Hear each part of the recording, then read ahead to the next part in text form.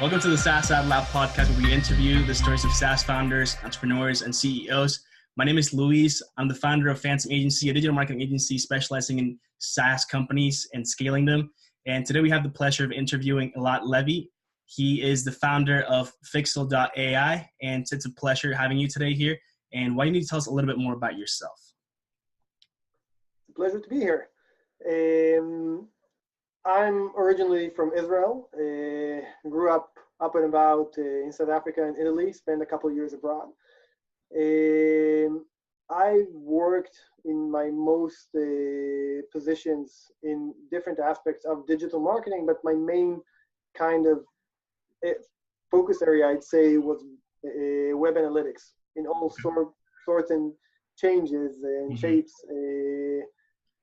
across from Google Analytics and working into some kind of more hardcore measurement programs, working with agencies, brands, the works, to kind of build up scalable measurement solutions to help them kind of build out the right advertising tasks and the right organic tasks and all that. And when Fixel came along with my partners, it felt like a natural connection, bringing in my expertise in measurement and in being able to make things that are actionable from these different kind of data points and building a solution for advertisers. And that's how we came along. And so what was the issue that you found, right? So there's a point where you realized that there was something missing. And what was that thing that made you, the light bulb kind of just light up and give you that idea to create this type of solution? Was there something missing between the data and or why did you find there was what we call some kind of data overload. Okay. I was an analyst and I was working with agencies and trying to get different kind of data points to understand how users interact on websites. And we'd have all these different kind of arbitrary or semi-arbitrary measures of scrolled 90% or spent more than 3 minutes or viewed 4 pages and all these different kind of engagement metrics. But they never really made sense, and you had to tie them to specific attributes. It came from this organic channel or that paid channel, and all these different kind of connections. And working on, I'd say, the industry standard and Google Analytics, there's only so much you can do to analyze this. Right. And you ultimately ended up with either too many lists that you wouldn't work with, or one list that wasn't good enough. And we said, we can do this better. We can do this smarter. We have the tools, we have the technology. So we put up all of our joint kind of brains to understand what things we want to track, what behaviors we want to understand, which user attributes we want to tie them to, and try to make some sense out of it. And we created some big data model that crunched all these into something that's clear, understandable, and actionable for advertisers. Yeah, awesome. And that was, I think, one of our key kind of values, creating that, and making it simple and making it actionable at the end of the day. Making it simple is huge because there's so many tools out there that you'd like, especially advertisers, which is essentially your niche, right? Your target audience. And there's just so many tools out there, and trying to figure everything out and keeping everything in one place and really understanding, it can get extremely overwhelming to the point where you don't even want to try it anymore. So I think simplicity it's a big role when it comes to tools like this, where all you have to do is, click one button and you have whatever it is that you need. Otherwise, it just it's pretty much, it turns into another job, right? So you have to become an analyst in order to start doing all these things. And then you have no time to do all the other things that you have to do. So it's really time consuming trying to figure everything out. And then there's smart people like yourself and your company that figure out how to do these things for others. And it's valuable. And that's why people are willing to pay for it.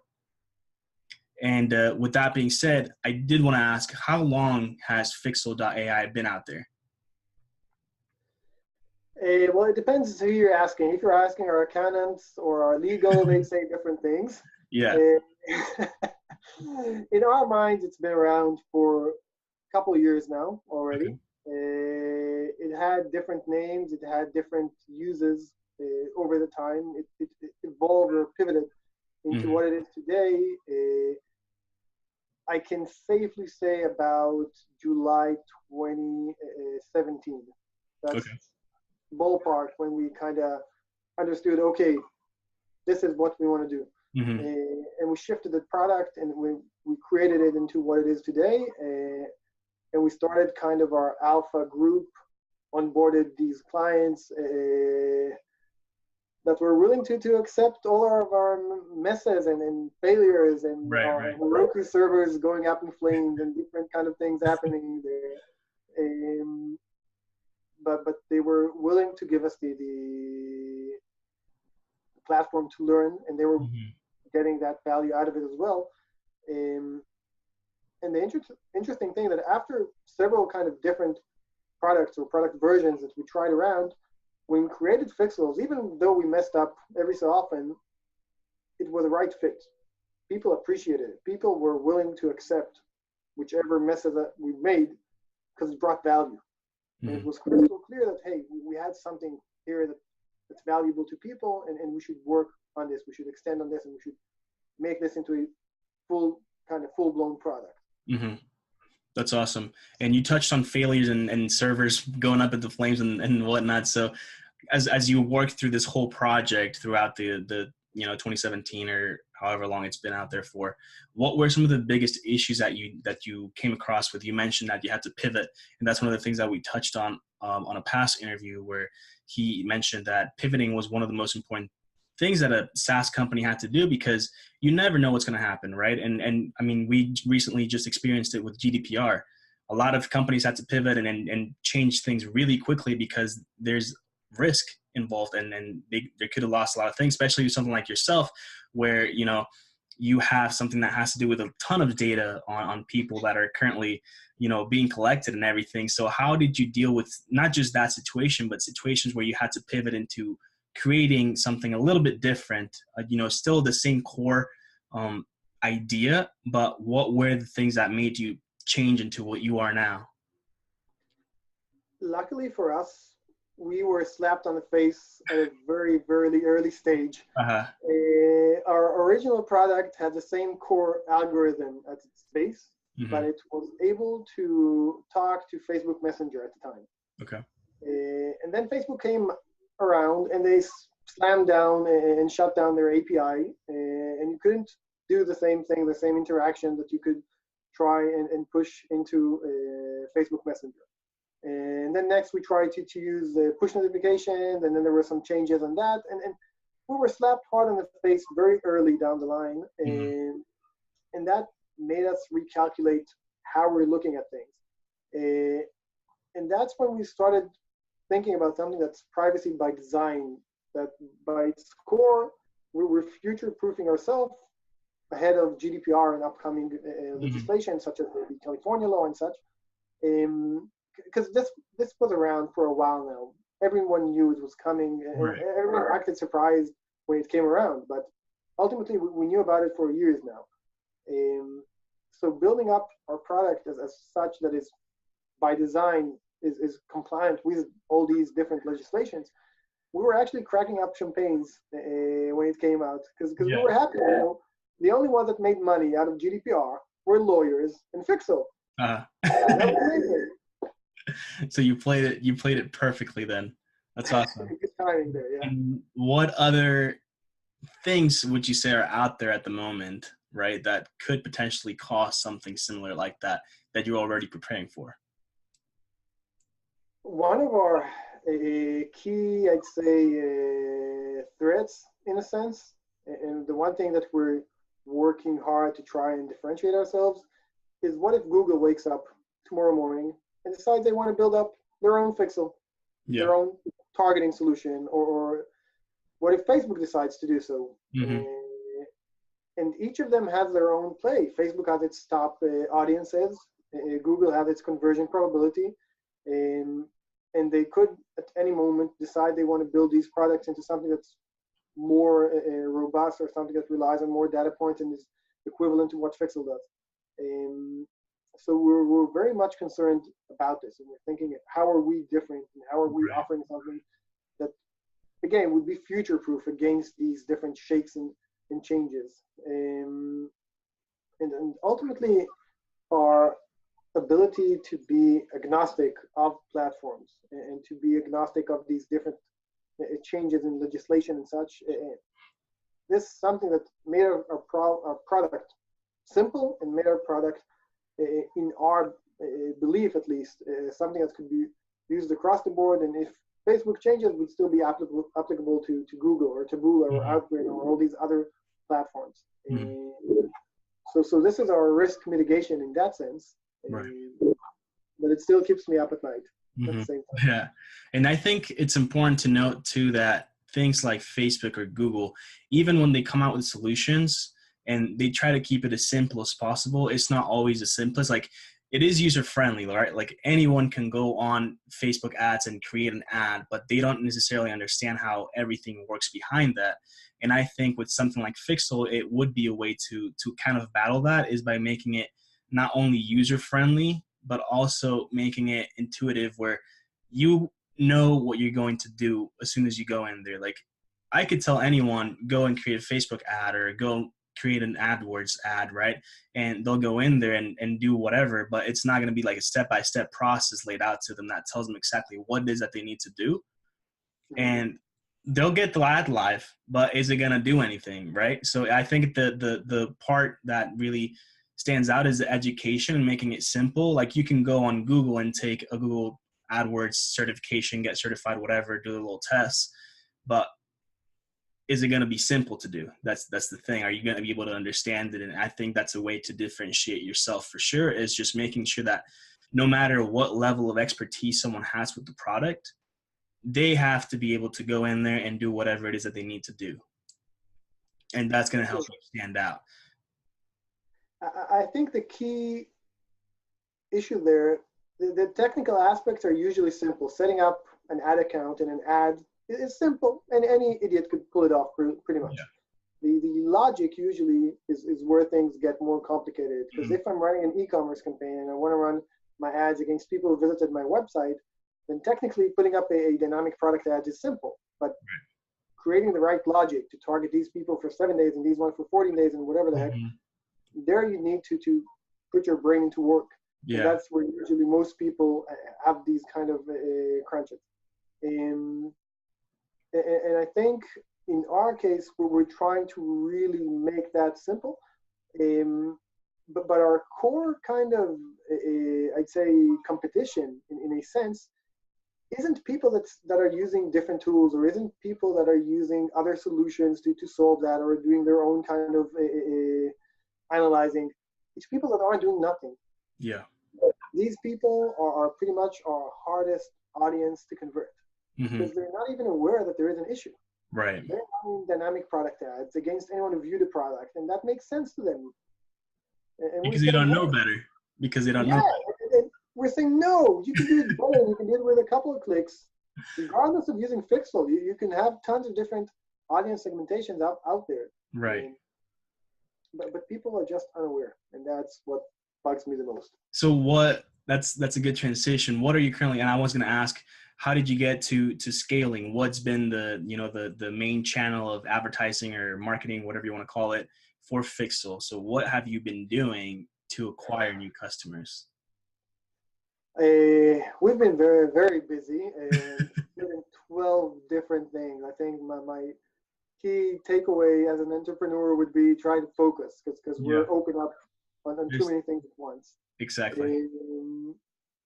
But I think word of mouth, though isn't scalable, has had an amazing impact, because people come in, see what they've done, and then they advocate for you, and it's amazing. Yeah.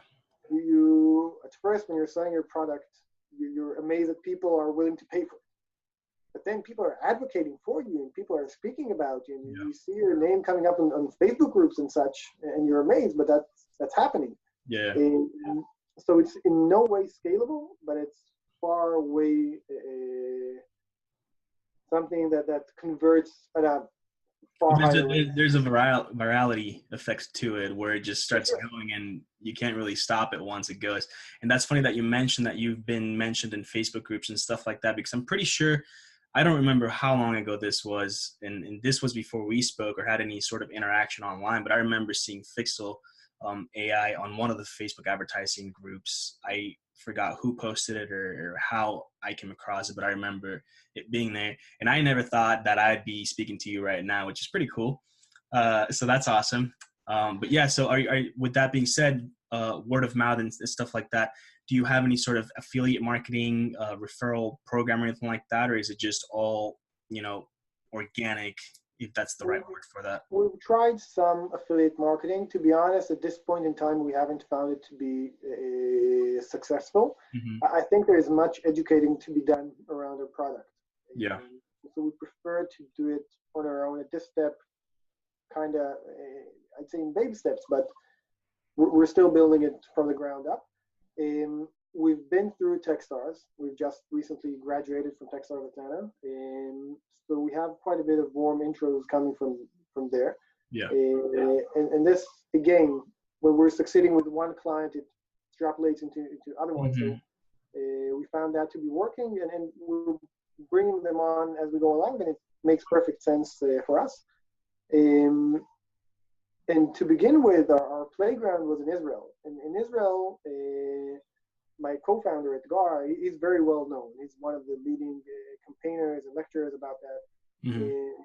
So we had our door open pretty much anywhere. So we could walk up to most brands or large agencies, get their attention, get them to pilot, kick the tires for themselves. Yeah. And we've seen fantastic conversions, and agencies, once they brought on one client, they brought on the rest.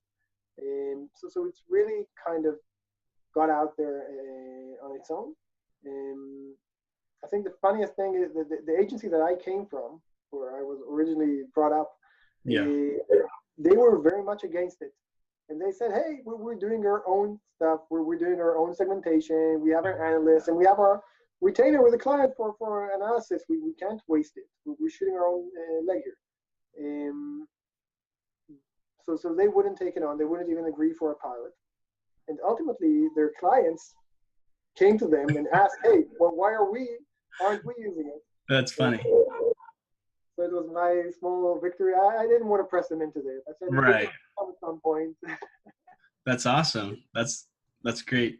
And what have been some of the biggest accomplishments as far as Fixel and what's, any awards or anything like that or anything that you're just very, very proud of?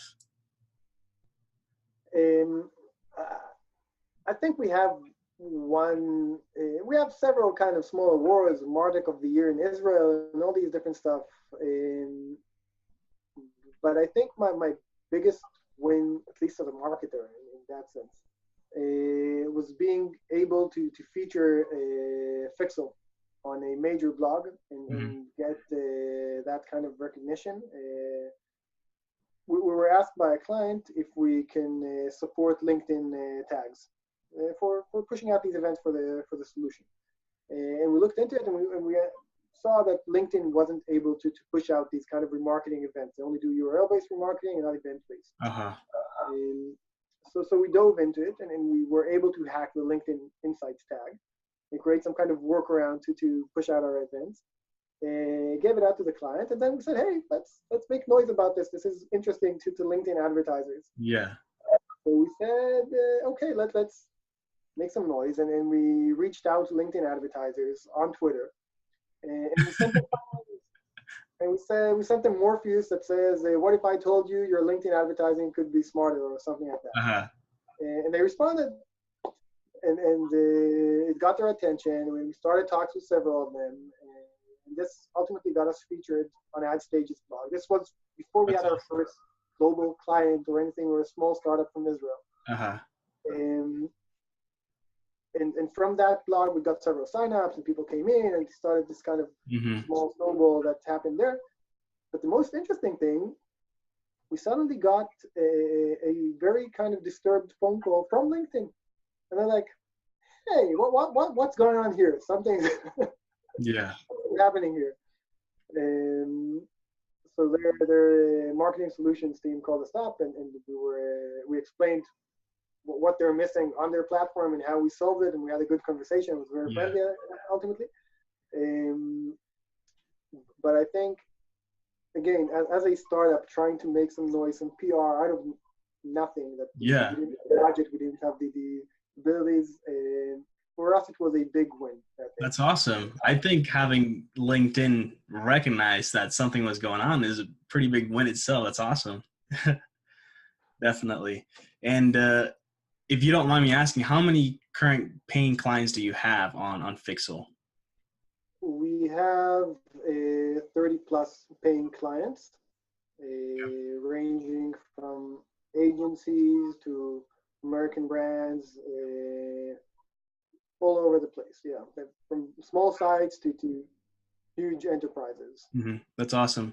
And what are some of the issues, or actually what's the biggest thing that you're trying to accomplish at the moment for Fixel as far as something that's on the roadmap? We're trying, I think there's two key kind of issues here. One is the product itself. When we're trying to understand whether we want to focus on the existing feature set and try to educate the market about it, or try to expand it and win more market share on different things. Mm-hmm. So we're kind of trying to balance that act across. And second is trying to build a more scalable outreach or funnel in that sense. Mm-hmm. And be inbound or outbound, but we're trying to understand what would be the right way to create something that's far larger. Mm-hmm. And as far as educating people, what are the avenues that you're using for that? Are you doing like explainer videos or something like that? Or how, I mean, it can be a little bit difficult to explain something like this, and it's not something that you would get right away, right? Or at least most people, I think. So what's the approach to explaining? Are you using email campaigns that are kind of just like putting everything, breaking it up into like step by step, like crash courses, something like that? Or is it a video or webinars?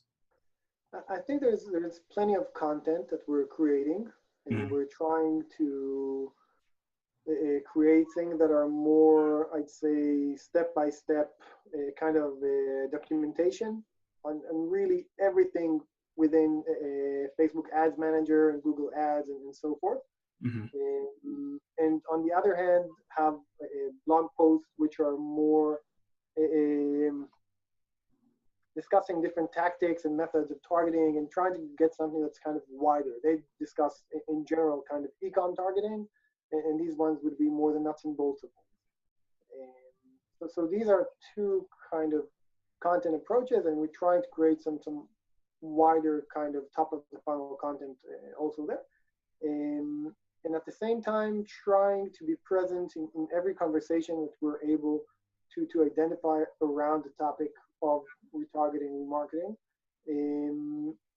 Mostly on Twitter, where we're trying to kind of pick up on conversations that are happening and try to be active in that without pushing Fixel. We're not about going in and saying, Fixel, that's not Right. that wouldn't get the opposite impact. Yeah, so you that's one big thing is you have to provide value, right?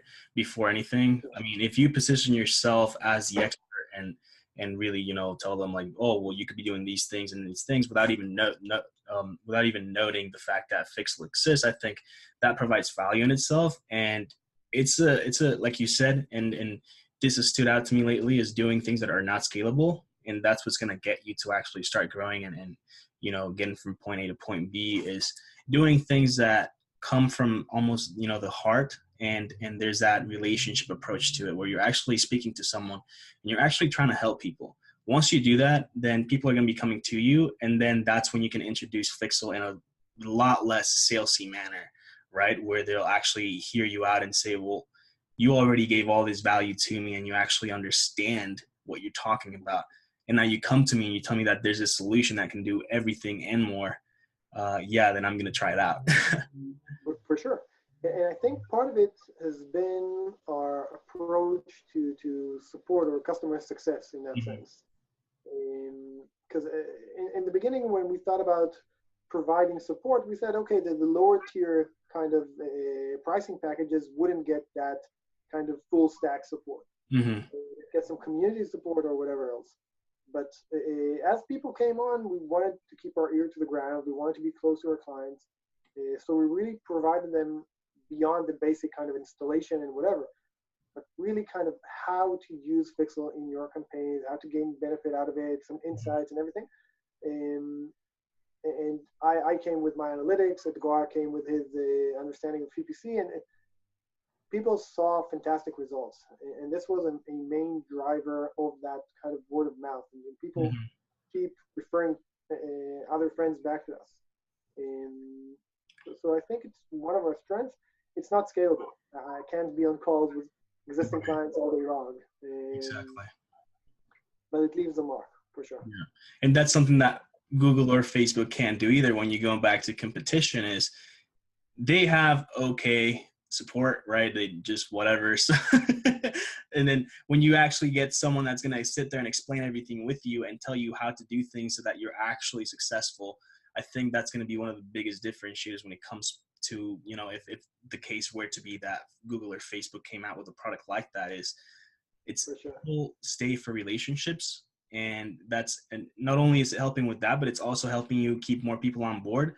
If they were to come and they didn't know what they were doing, they're going to leave after the free trial, right? Or if you do provide a free trial, if they come on, even if it's on a free trial and you explain them how to do everything and how to be successful using your product, and they're actually successful, they're going to stay. And they're probably not going to go anywhere, because going somewhere else means that they have to learn something new. They have to learn how to use a new product. They have to set everything up again. And that takes a lot of time. So, and just keeping them involved with whatever and listening to them and understanding what it is that they need is going to help them stay with you for the long run and not just the 15-day trial or whatever. For sure. I think one of our, one happening that we came across, someone came up and signed up to our platform organically. I don't recall even from where. And immediately, within the 30-day trial, immediately paid up, put up his credit card and converted, and that's great. And we get notifications for everyone who signs up and everyone who creates a segment and whatever else. And we're like, what's wrong with this dude? Like, we immediately called him up and said, hey, try it out, understand, let it bring you value. Cool, take the 30 days. We don't need that money now, okay? It's nice, okay, I won't say no, but you refunded him and you said, guy, give it a go, okay, try it out, play with it. And they came back and they paid us, and it was very, it was very transparent. It was very simple for them to understand. But I didn't feel comfortable with that. I was certain that he didn't understand what the hell he was paying for. And we said, hey, let's give that kind of attitude a go. And I think it paid off, and it still does. Yeah, that's awesome. That's great. I think it's very personable, very, honest. The fact that you went back and said, like, we don't need the money right now. Take it back, learn the product, see if you like it, try it out. And then after the fact, then you can pay. I think that's awesome. And it's like, again, it's not something that you can scale. Once people start coming in, joining and paying right away, you can't be on the phone with everyone telling them, okay, we'll send a refund and we'll do everything again. So it's definitely not scalable, but it's definitely putting you as someone that actually cares about, their clients and their success. And I think that's very important, especially with so many SaaS companies coming up, left and right, where I think what makes any of them different is the customer service. And that's really what it comes down to. It's actually caring about whoever's using your product. For sure. And with that being said, we're coming up here on the 30 minutes. So what is one piece of advice that you would give to, anyone that is in a similar position to yours, or someone that's starting their own SaaS company? What should they be focused on at the very beginning, since there's so many things that they have to do, whether it's developing the website or whatever it is, right? Creating content. What's the one thing that these people should be focused on and just keep going at it until they get that first thing right? What should that be? I think it's the ear to the ground, being able to listen to your customers, to understand their pains, to design your product, to answer these pains. We went about and sold Fixel having a Word document, no website, no nothing. Uh, But it was good, and we saw that it's a match to what people needed to answer the actual pain. So I think before a fancy, flashy website or all that marketing fluff, and I'm saying that as a marketer, you should first understand your kind of product market fit, what you're creating actually solves an actual problem, and then you can build from there up. Yeah, and that's one thing in SaaS is all the websites look extremely beautiful across the board, and sometimes it makes you think. And this was my case too. You know, like, well, it's kind of like don't judge a book by its cover, don't judge a SaaS by its website, I guess you could say. And you know, looking at all these really well designed websites, but is a product that good? And you know, I think it's a good question, and it's a good point that you brought up. Is make sure that your product is actually solving a problem, and then worry about whether the website looks beautiful or not. So I think that's a great point. And then another question, what is your favorite book? It's better if it's business SaaS related, but if not, that's fine. I'm now reading in a single breath Lost and Founder by Rand Fishkin, Okay. founder of Moz. Uh-huh. I think it's the field guide to anyone in the startup world. It's amazing. Don't read it before you're getting into entrepreneurship because it might discourage you. But you read it at a very early stage. Yeah. So you're picking up on all the right kind of advice that he brings. That's awesome. Great. I'll have to check that out for sure. And Elad, do you have any questions for me? I think I would want to ask, what do you think the main area of focus for a SaaS startup should be in terms of I'd say of channels to get the message out there from PR, organic, paid? What do you think about the different kind of proportions in that? I think it depends on where the company's at, as far as, you know, how far ahead on the line you've been, what you've done so far, and what's been successful, as well as the audience. You know, a lot of, if you're going for mainly business owners, it could be ideal to look at LinkedIn advertising, right? Because that's where you can literally go and target people based on things like title and years of experience and so on. If you have more of a B2C, then I would say focus on Facebook and Twitter and things like that. But I think the most important thing is having, you know, the right content, the right message across the board. I think people, if you are able to get, you know, your product out and have people actually understand what it is that the product is solving, is extremely important. And I think as far as where the effort should be, I think it also depends on what the goals are, right? If you're just starting out and you're bootstrapped, then you should try to do something and figure out systems to work with organically. For example, Facebook groups are extremely important to be using right now. It's a place for you to bring people in that are currently interested in whatever you have to offer, right? So for example, the SaaS AdLab, it's people that are interested in advertising for their SaaS company, for, you know, getting their product out there. If you're, for example, Fixel, if it's people that are advertisers and they want to understand more about segmentation and how to retarget and find the right customers, what better way than to have everyone in one single place, and then you can give them all the value that you're looking for. And not only that, but once you get the group to grow, you're more of an just looking it over, and people are helping each other out, because there's going to be people with lots of different levels. So the cool thing is that you're creating a community where people help each other out. And then you as an expert, obviously you have the upper hand, if you want to call it that, where you can come in and say, you know, well, this is how you do things, and this is how Fixel can come in and work. And you can have separate groups. For example, if you want a group with all your clients, and they get a certain amount of information / value, or they get specific help with how to use Fixel. And then you have another group where it's higher up the funnel, right? Where people aren't necessarily interested in Fixel just yet, but they're having questions around that, you know, topic. And that's going to help them understand what Fixel does and how it can help them with whatever it is that they're doing. But I think a good mix of organic content and paid, and just mixing both of them, you want to make sure that everything is intertwined and working together. Take a look at the big companies, right? Like HubSpot. They do a great job with their content at providing content, and then they're really using that to drive people down the funnel. They'll give you a free sheet to do whatever it is with their CRM, which is free. Well, now you're going to sign up for the CRM. And once you're in the CRM, they have all these other things that they can help you with, like the agency directory. Well, yeah, I want to be part of that.